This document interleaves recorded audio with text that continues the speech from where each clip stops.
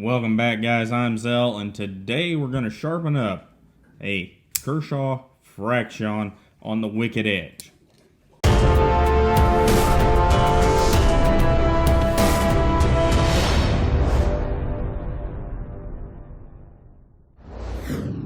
Alright, if you guys have been following the channel, you guys know that I use a KME, but at Blade Show this year, I was given an opportunity to pick up wicked edge. And this is not some, oh my goodness, I'm never going to use a KME again, or I've switched my allegiance, or any of those sorts of things. There are some differences between the two systems that, for some of the things I do, make a wicked edge a smart investment, even though it's considerably more expensive.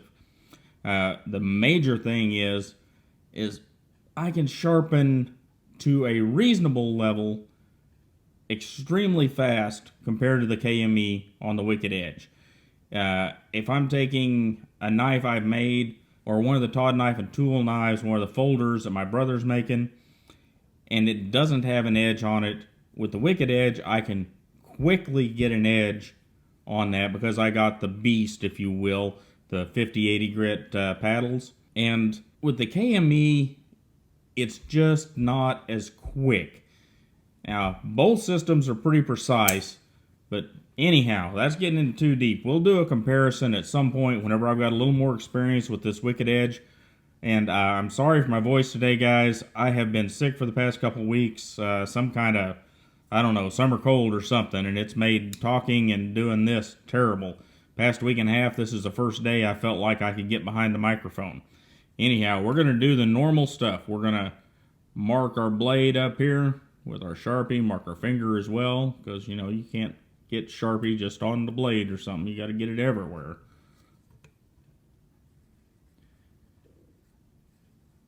And then we're going to get it in the clamp here in just a minute.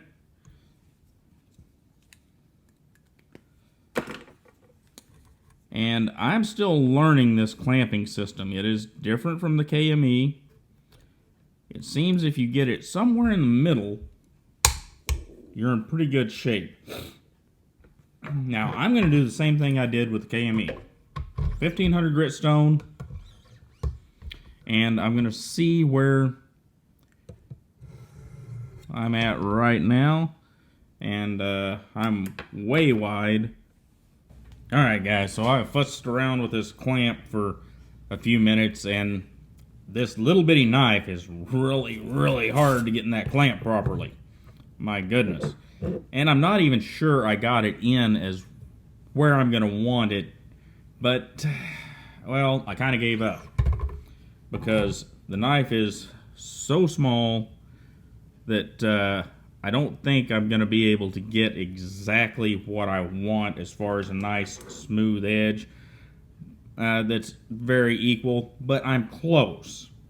So we're going to go with the 100, 200 grit stones and kind of see what we come up with.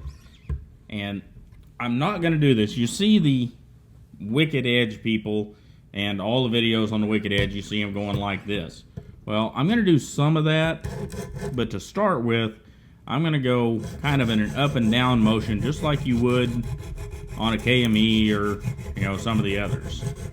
But the idea here is I want to get that burr up. So I'm going to work on that, and I'll be right back with you.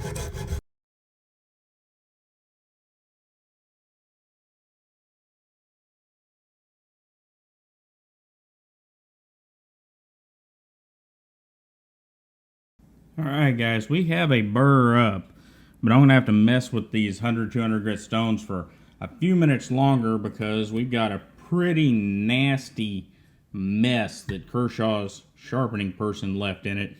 And I'll try to throw a picture in of it right here. Alright guys, you can see by that circled area there, that's where the guy at Kershaw that sharpened this knife dug in a little too deep with the belt. And, you know, it's not an unusual thing on middle-end knives, even some higher-end knives.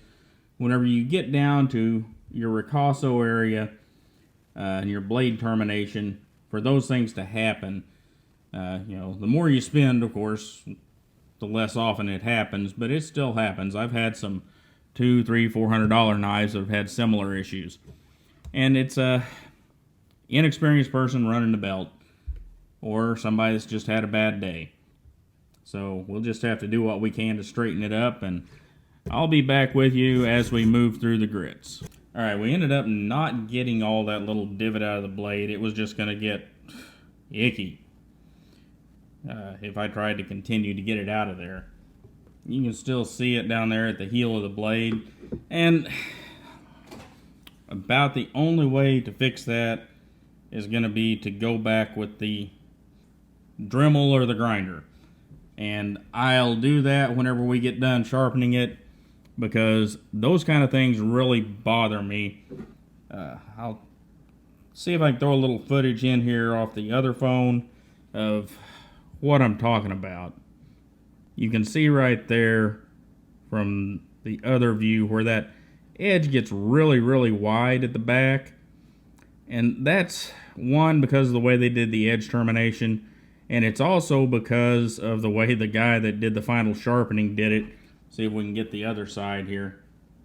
And see, you can see that little divot that the sharpener left in it. But you can also see that I lucked out a lot better than I thought I would whenever I set this knife up. Our edge is going to come out pretty clean. It's going to get just a fraction wider there at the tip, but it's not going to be enough to make a major difference.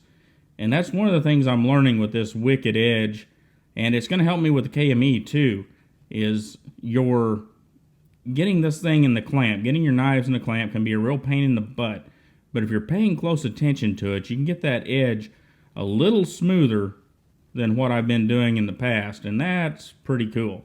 Anyhow, we're going to go on to our 400 and 600 stones, and just like with the KME, like we've talked about before, whenever we go to these 400 and 600 stones, anything above, well, in this case, 400 grit and up, you are smoothing, polishing, finishing, refining that edge. And we ended up at around 16.5 degrees. So because of that, we're going to micro bevel this guy probably up at about 19 degrees. And I don't know if I'm going to put the footage in or not, but whenever I was trying to get this thing in the clamp and get it all figured out, I had all kinds of issues. And it's something you just have to play with. Wicked Edge gives you a little guide in their user's manual on placing the knife in the clamp. And you need to watch some video from somebody that's using a Wicked Edge or a KME. I think I said earlier, Knife Guy and Knife Crazy have some videos on blade placement in the clamps. Theirs is on the KME, but it'll help you for either one, KME or Wicked Edge, either one, because even though their pivot setup's not quite the same, the end result is fairly close. And what I always like to do to a blade is get somewhere between 15 and 17 degrees, if I can, without giving it too wide a primary bevel, and then put somewhere between an 18 and a 20 degree micro bevel on it. That way I can come back and touch it up real easy. So anyhow, 600 grit, and on we go. And there's our 600 grit edge, and we can't cut that. That's a knife design, wouldn't want to be cutting that, so cut that a few times. 600 grit, we're pretty freaking sharp already. And something I'm doing as we go through, you see that I've done some Wicked Edge strokes, if you will, but I'm also doing some reverse Wicked Edge strokes and some up and down strokes. And the reason I'm doing that is I want to see that scratch pattern change.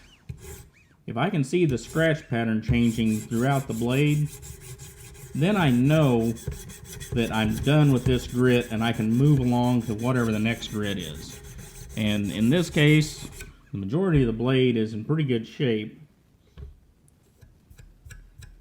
But I'm going to do just a little more finish up, and then we'll move on to the higher grits. Alright, we're doing 800, 1000 now.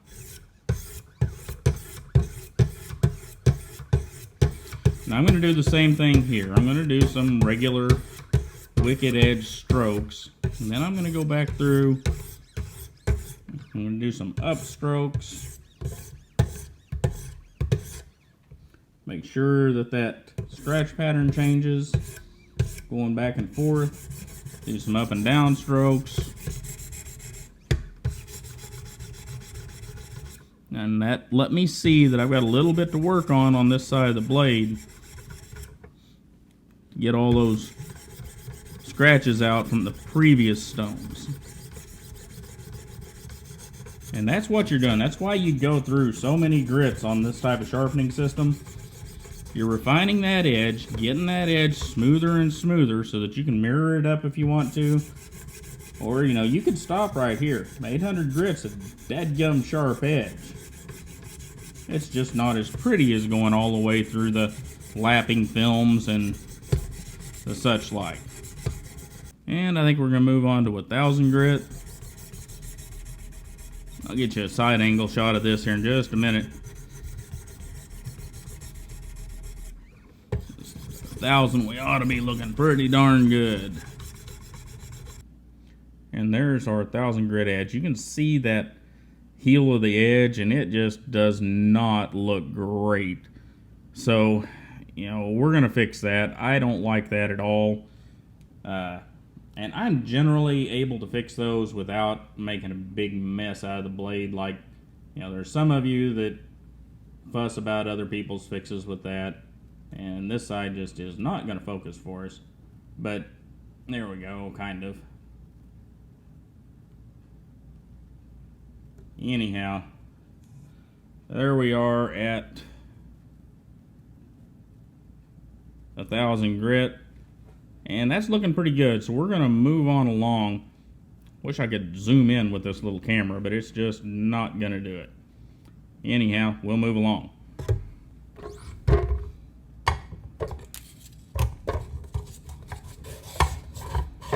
From there, from 1000 grit, wicked edge takes you to 1500 grit. So very much like the KME there. And, you know, remember, I don't think I put it on camera, but as we're going through these grits, once you get past, especially on this system, about the 400 grit stone, you need to be wiping the stones down, and you need to be wiping the blade down between each grit especially.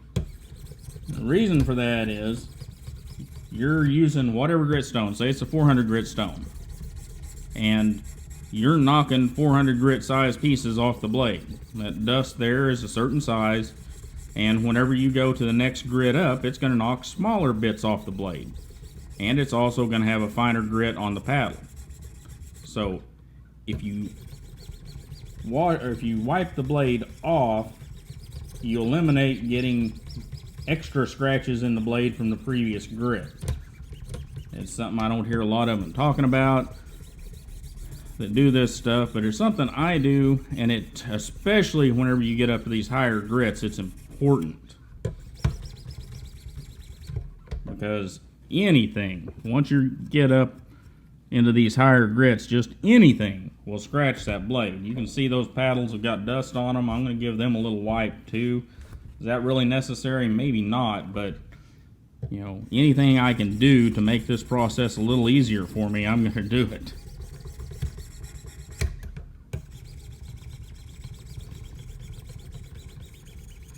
Because whenever we get up to around 1000 grit or so, it gets pretty touchy on whether you're going to get a great edge or not. You know, I did one the other day, S35VN. Pretty easy steel to sharpen with these diamond stones, and I got all the way down into the lapping films, and I was like, what the heck? And I had lapped over, and I had probably some, I don't know, somewhere around 600 grit scratches left under there that I hadn't seen for whatever reason. And that is a real bummer. Now, I was able to back up a little bit and smooth that one out, which you can always do. But it's a real bummer whenever you've got all the way down to 3 micron or something, and you start seeing those, and you've got to back up 3 or 4 grits to get them out. Anyhow, one thing to say, we're at 1500 grit, and we're gonna stop here for a moment and get that piece of paper out again. We are plenty sharp at 1500 grit. We were plenty sharp at 1000 grit. And if I remember correctly, 1000 grit is where the standard Wicked Edge stops if you don't buy any accessories. And quite honestly, if all you're looking for is a sharp blade, 1000 grit's great. On some steels, if you get the 1500 grit stones, you can go from 1500 grit and start stropping with green compound after that, and you end up with a mirror polish. S30V, S35VN, especially the S35, and especially the ZT variant that's a little bit softer, you can get a mirror polish after about 1000 grit with a good strop. Your Aus 8s, some of your more fine-grained, softer steels will do that. Now, 8CR13 MOV, it is a booger of a steel to sharpen. It's or to get a polished edge on. It's crazy. You would think that a budget steel like this would be one of the easier ones, because it should be softer, right? Well, it is and it isn't. It can be a serious pain in the butt to get a good final polish on. You know, right there we went through with 6 micron, I believe that is, and it's pretty good. I'll give you another view from the other camera. And we're starting to get pretty freaking mirrory there. We'll try this side again. Probably won't give us anything because for whatever reason I don't have enough light in the right spot. But anyhow, you can see we're starting to get pretty mirrory there. It's hard to focus on it and all that fun stuff. But we'll go ahead and run this thing on down and see where we end up.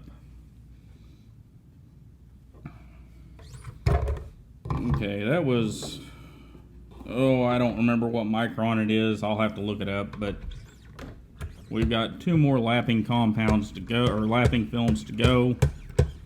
And I'm going to give them standard Wicked Edge strokes, and we're getting a nice mirror up on this side. And I'm going to give a few back strokes. And you kind of got to go with the grain of the blade, and you'll find this as you're learning how to do these things. Sometimes you need to give it the backstroke. Finish up, I believe our final one is 3 micron.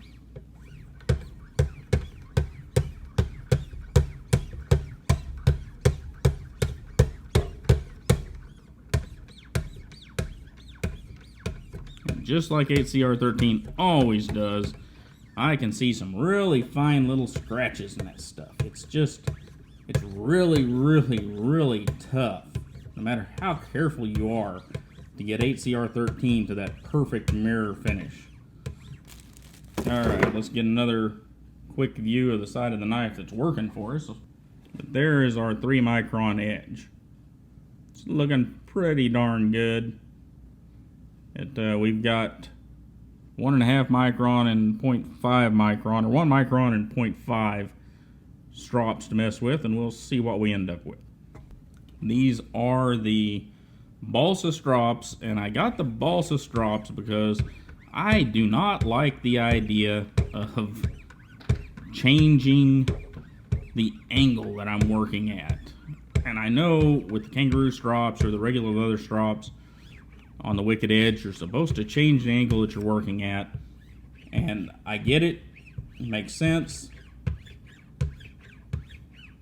but I don't want to do it. So I got the Balsa Strops, and with the Balsa, as long as you are being easy on the metal and not putting a lot of pressure on it, you don't really need to change the angle from what I understand. Oh wow, coming out nice. Go ahead and give it the 0.5 micron. bring our... I'm still having a hard time talking, guys. I'm sorry about that. But, we'll bring our other camera in here. And there we go. Get a look at that. See if we can see the other side, which you probably still can't. I don't know what is up with my lighting there. But trust me, both sides look like that, and we'll see them both here in just a minute. Okay. So I'm going to use this 0.5 micron strop, and I'm going to get my angle cube back out. If I didn't tell you earlier, one of the things I really like about the Wicked Edge is I've got a nice place to zero the angle cube. I can lay it right here, zero the cube, and then I can see where I'm at. And I ended up with 16.85. I thought it was a little narrower than that, but okay, that's fine. We're going to go out to right about 19. We're going to get 19 and a quarter. Because I really, with this knife, I'm not going to worry about being right on the money, right on that 19. So, put these back in their baggies. And that is one thing, guys, if you are using balsa, leather, whatever, for strops, I prefer to put them in a nice little Ziploc bag and set them off to the side so that they don't collect crap, because they will. Alright, we'll bring the piece of paper in again. There you go. It is sharp. Now, you could leave this blade exactly like this, and it would hold an edge for some amount of time. It's not going to be terribly long. So what I'm going to do is I'm going to go back down to 800 grit, and we put it at 19 and a quarter, and I'm going to micro bevel this thing. And I'm going to do it just like you do it on a KME. Just 2, 3, 5, 6,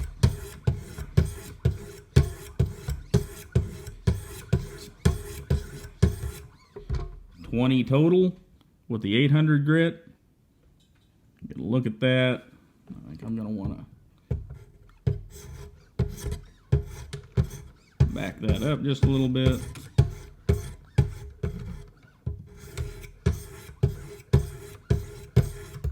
And you could quite honestly stop right there, but I'm not going to. I want this thing to have a nice fine little edge. So I'm going to go to 1000 grit.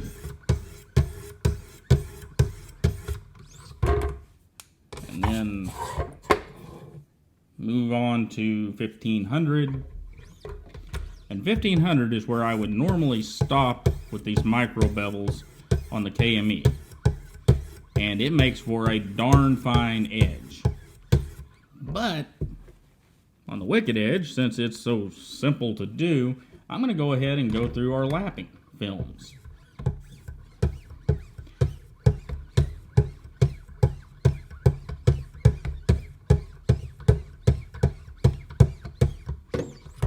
What this does is it just brings that micro bevel down to an even finer edge. It makes for that really, hopefully, nice, clean cutting edge.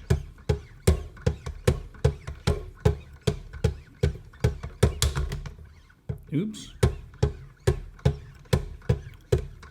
That's my cross-dominant loss of coordination, which happens on occasion.